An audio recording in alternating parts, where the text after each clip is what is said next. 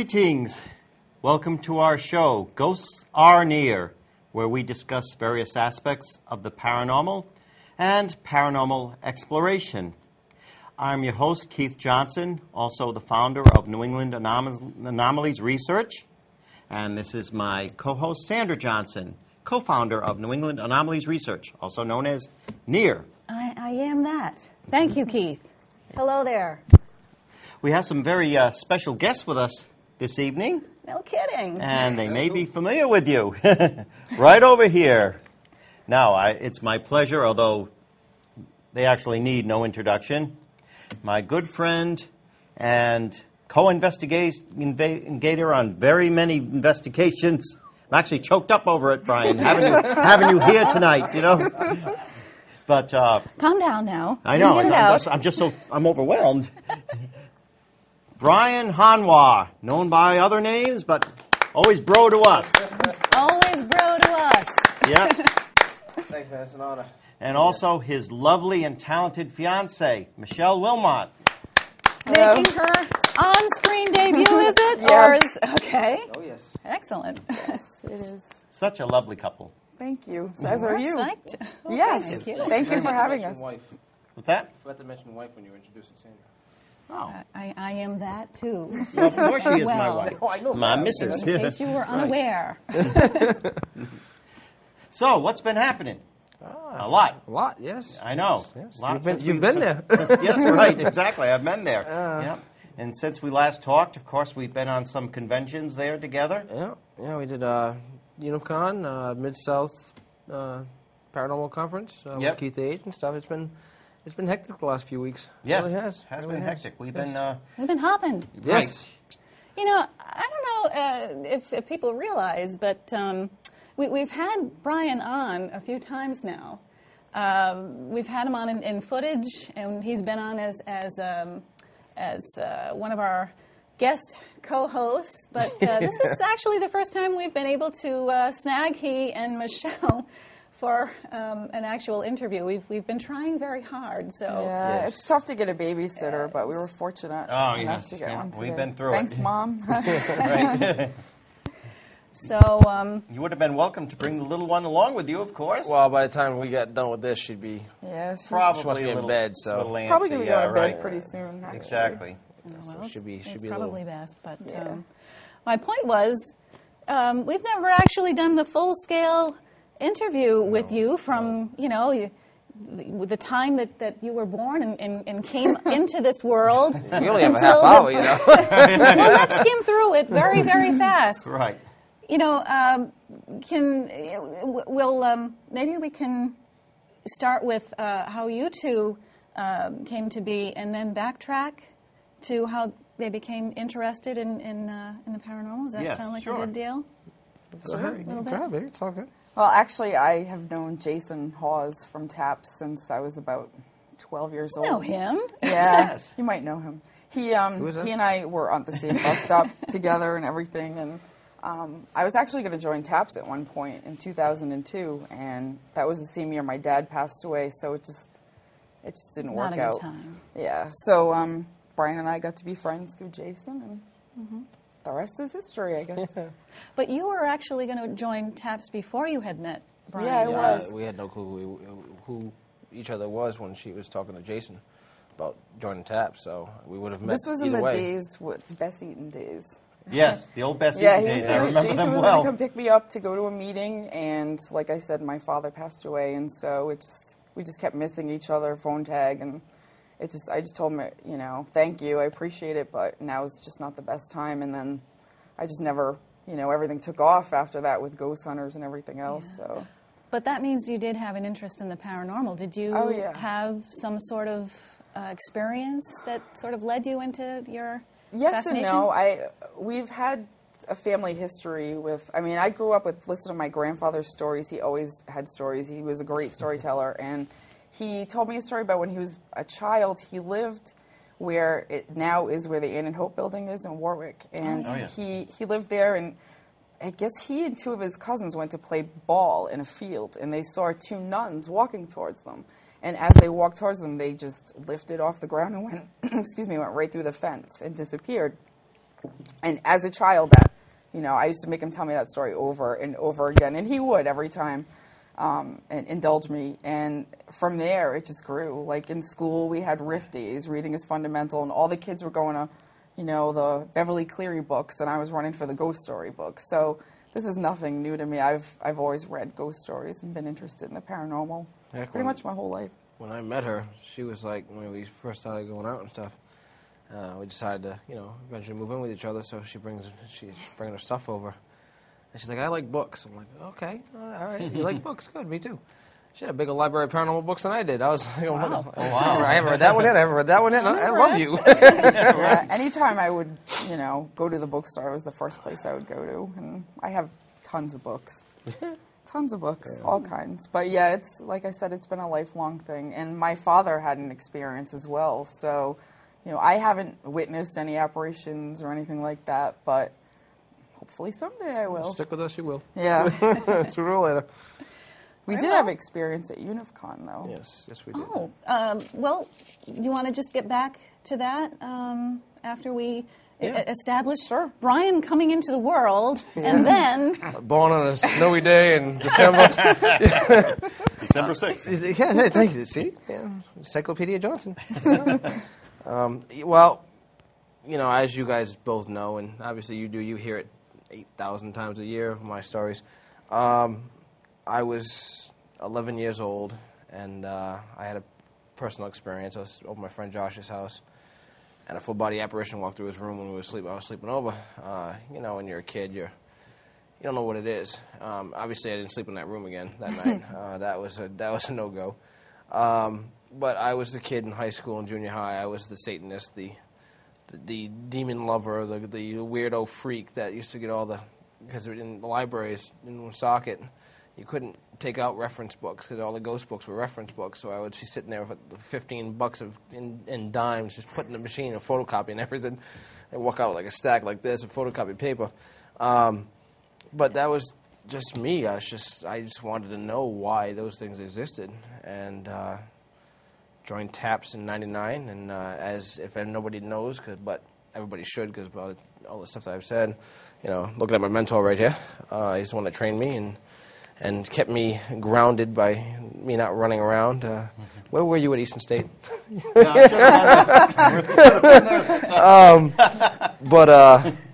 Demon Lover. We can't title this show that, can we?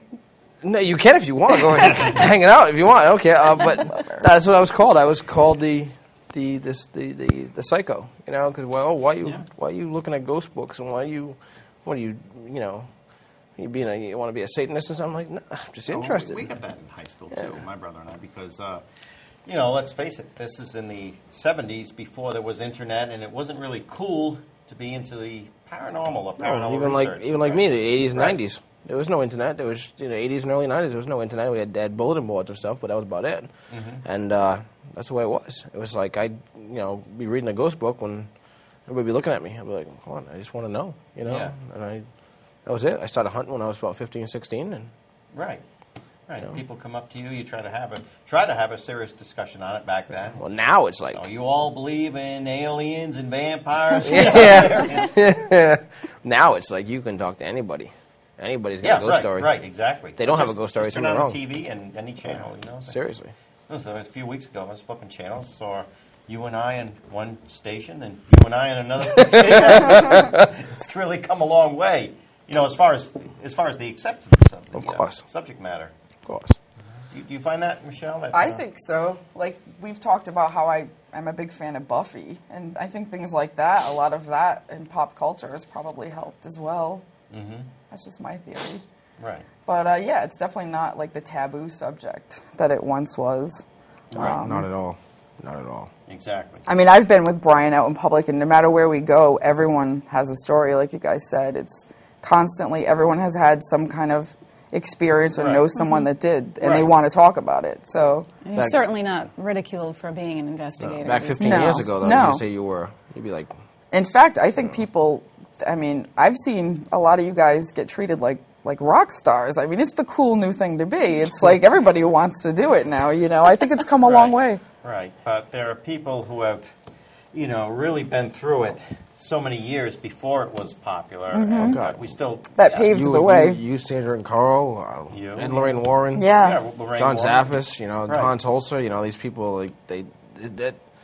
You guys are the reason why I went into the business. The reason why I became a paranormal investigator, because, you read, one of my first books I ever read was, How to Be a Ghost Hunter by Hans Holzer. Mm-hmm. It's like I sat there and read that thing in I think about 3.5 hours. I was just reading through it. I would say I just picked up another one today. Yeah. Barnes & Noble had a Hans Holzer book on bargain. I'm like, okay. Yeah. And that's the way it is, You read those people are legends. Right. I consider you that. Well, thank you. Because you've been doing it for almost 40 years. 35 years or so. It's like, you studied under Ed and Lorraine when it wasn't cool to study under Ed and Lorraine. You know what I mean? That's It's true. just, you learn from one of the legends, one of the icons of. And that's why I hope 50 years from now, the people that are doing it now, like myself and Michelle and you guys, they'll look back on it and go, they bridged the gap from the icons to where they are now. That's what I hope. I also think that the people sitting here are not just here for the hoopla. I think that No. when the dust dies down and settles, I think we'll all still be doing this. Well, look at It's me. not just I walked away because- from Ghost Hunters. I could have still been doing it. I walked away from GHI. I could still be doing it. Right.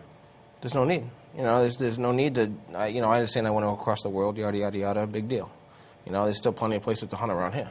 That's the way I look at it. And the good thing is Michelle is getting into it now. She's got more knowledge than a lot of ghost hunters out there now because she's just read everything. And plus she's heard both of us, all three of us, talking about ghosts, and she's starting to get into the investigation part now, which is great because she's gonna see what we do, and she's gonna experience it, and she's gonna evolve and become a paranormal investigator herself. I'm so glad she has this interest and this knowledge and this background in studying it so extensively rather than like a lot of people jumping right into it. And I know Fran in our studio audience has just been writing about contributing to dangers of the paranormal, and there are some very, very real dangers.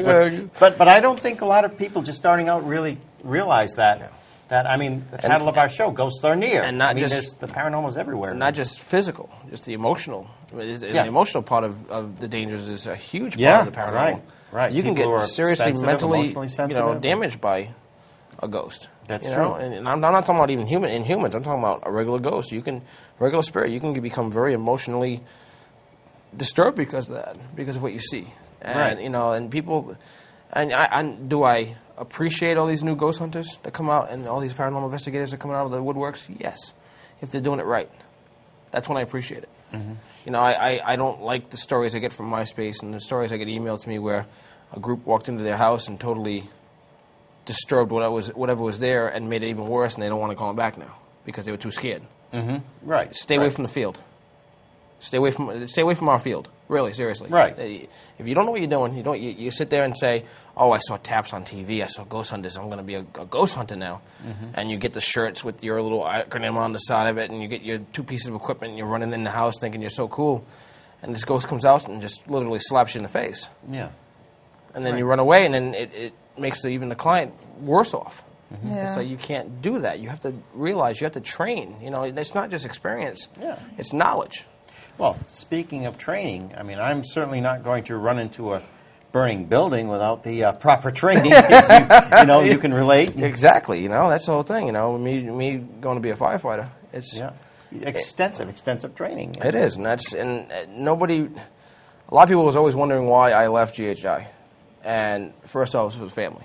Right. I couldn't be without Michelle and Mackenzie. I just can't. Absolutely. It's not. Right. Not even in the. Remember, folks, you heard Not it here. for those stretches of No, time. not for those stretches of time. Being gone Right, 5-6 right. weeks at a time, being home for 4 days, but back out for 5-6 weeks at a time. Mackenzie didn't even know who I was when I got home. She had no clue. She looked at me like I had 3 heads. That's too sad. And so I got home, and Michelle and me were talking about it. What do I want to do? I want to still be a ghost hunter. And I understand that I put a blog out saying I was retiring. I put my Beware radio still. I was retiring. The reason why I did that is because I was upset. I was upset about all the drama, all the crap that goes on in the paranormal field, and all the crap that I was being put through while being in the field. And I was like, that's it, I'm done. But I realized if I could get back to the roots get back to the way I was with my research and my, not even being the whole equipment manager, because I don't understand the whole tech manager thing. There's no such thing as a tech manager. I call it the equipment. I carry the bags. I'm like Shaggy. If I could get back to that, back to my roots, and just become the paranormal investigator I used to be before the show started, then I'd be good. And I needed a profession. I needed something that I could support my family with. And I decided to be a firefighter. Mm-hmm. And I'm going through the training right now. I graduate in November. Extremely commendable, and we congratulate you on that. We're so proud of you, Brian. As a matter of fact, I had my first practical last weekend, and I got to actually don all my gear. Oh, yeah? And we saw the pictures. Yes, I was... did the search and rescue? We did a search and rescue. I was the team leader when we did that. Mm-hmm. I was like, I instantly volunteered. I was like, yeah, I'll do it. As you know, I go through any kind of dark place anyways. Yep. Down a hole, whatever. Yes. It was pretty funny, too, because we had the breathing apparatus on. We had our SCBAs, which is self-contained breathing apparatuses, and all my gear, my PPE, personal protection equipment. And it gets really hot. And so I'm sitting there, and I'm sweating. Long story short, I wanted to take a picture with all my gear on. And I actually was standing outside for about 10 minutes, like in the sun's beating down on me and stuff. And they're like, "What are you doing?" I'm like, "I'm just waiting for one of you guys to get out of your equipment so I can take a picture." So they did. So it was fun. I didn't want to get out of the equipment, but it's turning out to be something I've always wanted to do it, and it's turning out to be something that I'm going to do until I retire. And you've said that you've found correlation between ghost hunting and easily correlation. You know when you go into an abandoned building. Yeah, you got to sound. You got what they call sounding the floor. You got to make sure your floor is good in front of you, so you don't fall into the pit of hell. It was kind of the same thing when I worked for a moving company for a while. It was like I felt every home I'm going into to investigate. Exactly. And that's the whole thing. It's like they call it sound on the floor. When you go through a window or go through a door, you got to sound on the floor to make sure that the fire is actually not corroded the floor so much that it just caves in. So I used to do that all the time when I was going to abandoned buildings myself, because nobody knew I was there, so I have to sound the floor in front of me so I don't fall and break my neck. And then it's the whole thing of, when you got your breathing apparatus on, you can't see. The smoke is too thick. Well, I'm a ghost hunter. I don't see in the first place. You never see when you go into places. It's totally pitch black. So I'm so used to not seeing things, using my other senses, that it's second nature to me. So I'm not used to it. I don't care if I see in a fire, because I know how to take care of it, because I'm used to not seeing it in the first place. Right. So that's how I relate to it. It's so easy for us to picture you doing this. I know. Just the perfect that's what she location. Yep. Going down wells and everything else. So That's what I said. I'm like, if any of them have ever seen the show, they'll never doubt that he'll run into anything. He doesn't care. How many times, who was it? I forgot who it was. I think it was you that said that acronym about me. Like they're always, if there's something going on in the room. It was Carl. It was Carl. Carl said it. He goes, so there's something going on in the room, and everybody's running out, and you ask where Brian is, and he's in there. Right, yeah, he's in there. He's always the last one out, actually, So. Well, speaking of the paranormal being everywhere, I believe you brought an EVP for us. Yeah. Can we just, you were going to say something about something that happened at UNIVCon, and then we can... Sure. Yeah. When we all did the ghost hunt, that you guys took one group, and then Brian took another group. We were upstairs with Nate, Nancy, and Jane. Nancy and Jane are from Port Paranormal, and Brian and myself, and we went up to the third floor, and at the end of the hallway, there was a locked room. But Nancy kept getting drawn down towards that area. So we went down to check it out, and we put our fingers under the door, and it was really hot in that building. I'm sure you guys remember how hot it was in there. In that one building, in that one room, it felt really cold, and I felt like something, like a sensation on my fingertips, and Brian felt the same thing. Yeah, you put your hand underneath the door, and you could actually feel something touching your fingers. And that's the room you guys went into afterwards. The old botany house. Yeah, we saw you guys in. We were like, campus. how did they get in there? Because we wanted to get in there, but we had done an EVP session right outside. Security guard unlocked it for us. We found that out after, When I saw you guys in there, I ran back and I'm like, you guys stay here. I'm going to see what's going on. And it was ice cold in that room. Yeah. There was no need for that room to be ice cold. There was no air conditioning. It was extremely hot at that day, if you remember. I remember having to come outside just to get some air. Mm-hmm. Everyone was saying how hot it was, but that one room was really cold. So we did an EVP session right outside the door, and Nancy actually picked up a really good EVP. Should I hold this closer to make sure you can... Yeah, you're going to have to lean over I'm so the not mic gonna- picks it up. There we go. This is going to be Just weird. like what you do, right? We're very technologically advanced here. What you're going to hear is, this is from, what's Nancy's last name? I think it's Ratliff Yeah, I think so. from Nancy, Port Paranormal. Yeah, she's the one that gave us this to show. Oh, okay. To listen to. You can't really see it. But you hear Jane, one of our, from Port, you hear her say, can you give us a name? And this is what you hear about. It's about 7 or 8 seconds after that. Mm-hmm. This is weird. Can you give us a name?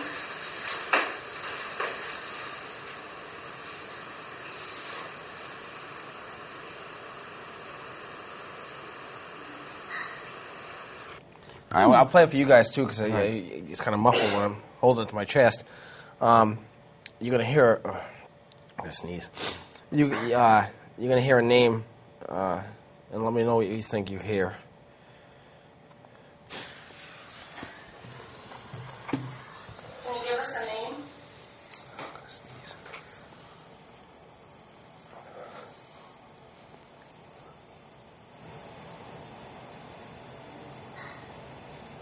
Sounds like a child saying Bobby.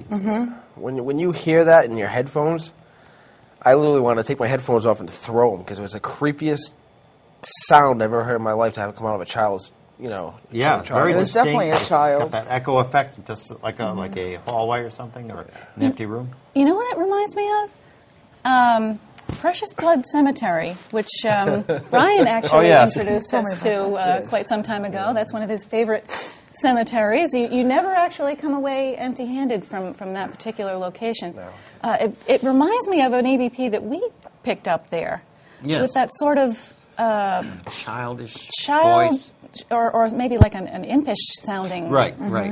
voice. Well, Nancy showed us I don't have the picture on the computer. It's actually on my MySpace.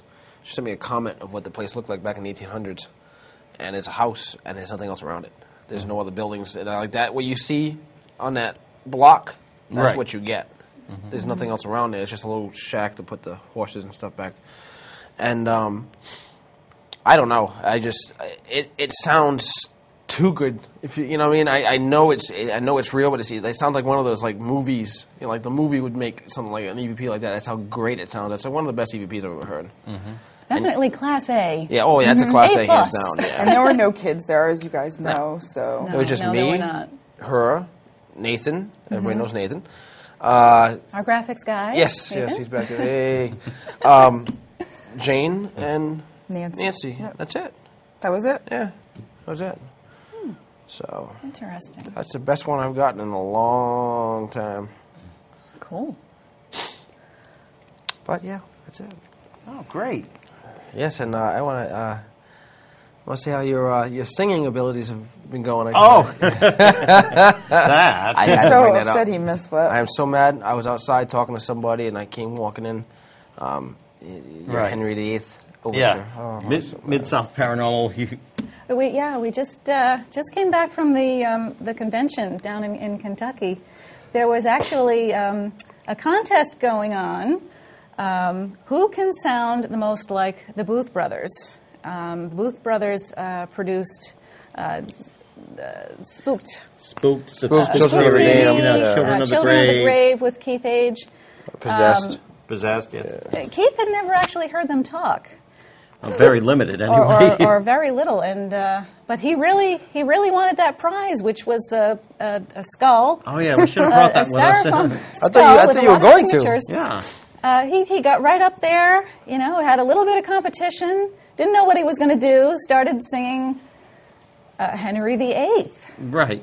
by Herman's Herman's Hermits. Peter Hermits, Noon. I'm Yeah. sorry. Surprised that Herman's you didn't Hermits. sing what's the Johnny Depp musical? Oh, yes. Sweeney Todd. Sweeney Todd. Oh, Sweeney Todd. Sweeney yes, Todd. Yeah. Oh, I could have done that too, but just that the Booth Brothers, depending on what time of night it is, they begin sounding more and more like Captain Jack Sparrow. It is true, too. It is true. Right, I know. Depending on true. what on the hours that go by, and And it was funny because I was outside talking to somebody. Matter of fact, I think I was talking to Michelle, too. I was on the phone talking, and I talked to a couple of fans and a couple of my friends that came up. And then all of a sudden, people just rushing up to me. Did you hear Keith? Did you hear? I'm like, oh, what did he do? What did he do now? I'm like, what did You just never know what this guy is going to do See, you've next. got to watch out for me, too. seriously, You're a team. yeah, seriously. See, that's where I get a lot of my stuff from. See what he does? They're very unpredictable. Yes. We got so many stories. How are we doing on time, Gail? I think we got a 3 minutes. Oh, 3 minutes. Okay. Yeah, all right, 3 minutes. Wow, that went by fast. Yes, does. it did go by fast, but we'll certainly have you on again. Yes. We'll have That you was on great again very talking to soon, you guys. very soon. Michelle, Yes. would you have any advice to people who are starting out new in paranormal investigation? Well, probably, I mean, I found it helpful to read. It's always better to be educated about something. So read as much as you can. Try to find a paranormal group in the area if that's something that you want to do. All you guys have MySpaces. I know you guys help anybody that writes to you with questions. A lot of people ask Brian how to start a group or how to get started, and I would just say, read, learn as much as you can about it.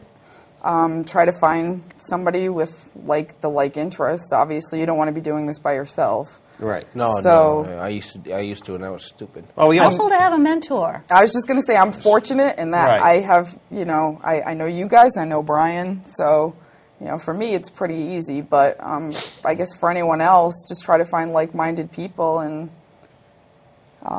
go out and do investigations if you get a chance.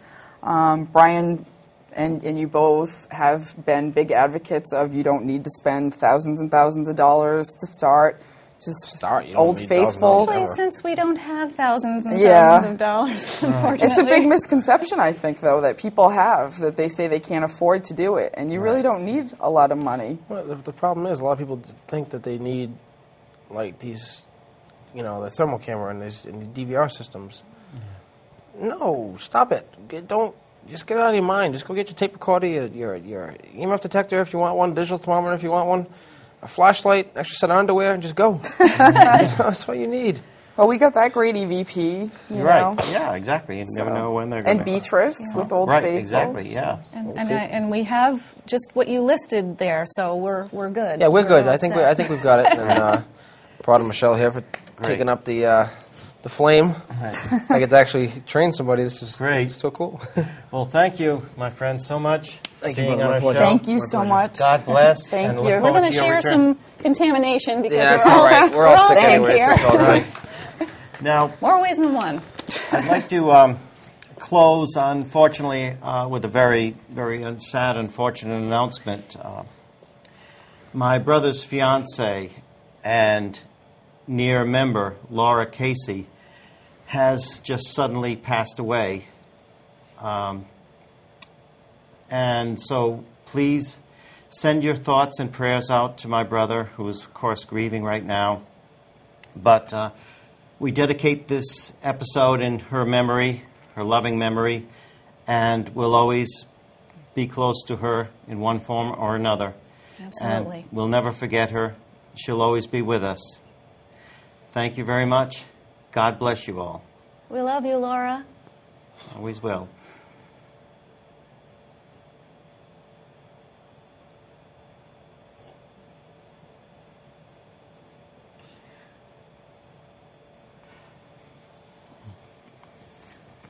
What the heck happened? Just saw it 2 weeks ago.